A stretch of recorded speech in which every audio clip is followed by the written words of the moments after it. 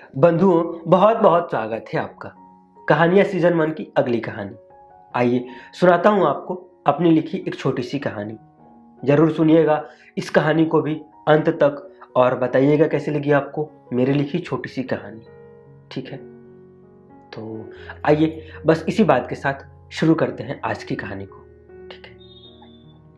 अच्छे वक्त की उम्र बड़ी कम होती है, कम वक्त जल्दी ही बीत जाती है और तभी याद आता है कि कोई है जो हमारे ऊपर है। हम तो बस मोहरे मात्र पर हैं। चाल हमारी पर मर्जी तो उसी की होती है। वेदांत सेल्फ मेड जिसे कहा जा सके उसका एक पुख्ता उदाहरण था। 15 साल की उम्र निश्चित ही पैसे कमाने की नहीं होती, पर वेदांत इस बात से काफी दूर था।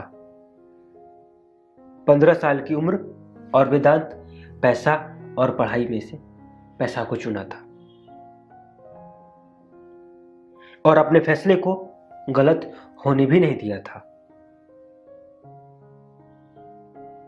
25 साल की उम्र तक जिस मुकाम पर पहुंचा था उसकी तो कल्पना से दूर, कभी कभी वेदांत को इस बात पर विश्वास भी नहीं होता था।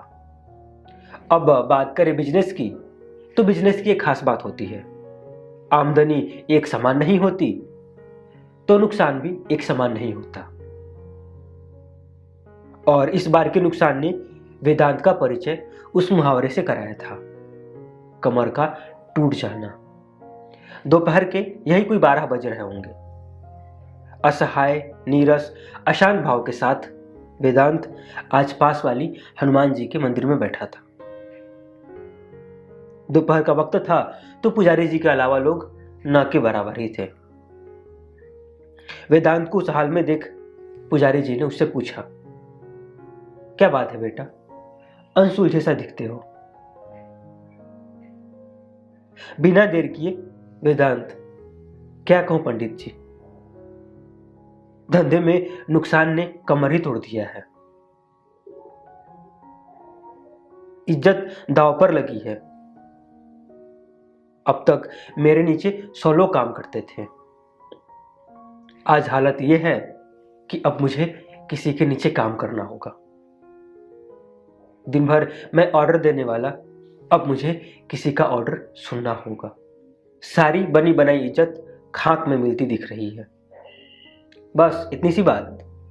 पंडित जी ने कहा, तुम एक गृहस्थ हो। गृहस्थ और गृहस्थी के बारे में ग्रंथ क्या कहते हैं तुम्हें पता है?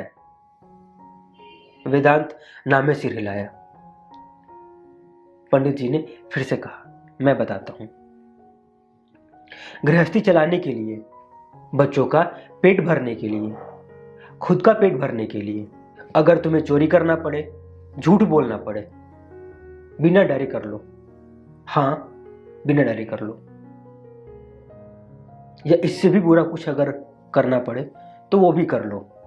हां, बस ध्यान इस बात का रखना, उस बुरे काम से जो भी कुछ तुम्हें मिला हो उसका कुछ हिस्सा किसी जरूरतमंद को जरूर दो। फिलहाल जरूरतमंद तो तुम खुद ही हो, पर फिर भी जो गलत काम करने से जो तुम्हें प्राप्त हुआ है उसे किसी और को जरूर दो जो जरूरतमंद हो। खुद की जरूरत पूरा होने के बाद जो कुछ बचे उसे रखने का नहीं, बल्कि अपने जैसे किसी जरूरतमंद को जरूर दो। बच्चे, ग्रंथ की बात और अपनी हालात दोनों की तुलना करो और बताओ और समझो कि तुम कितने गलत हो।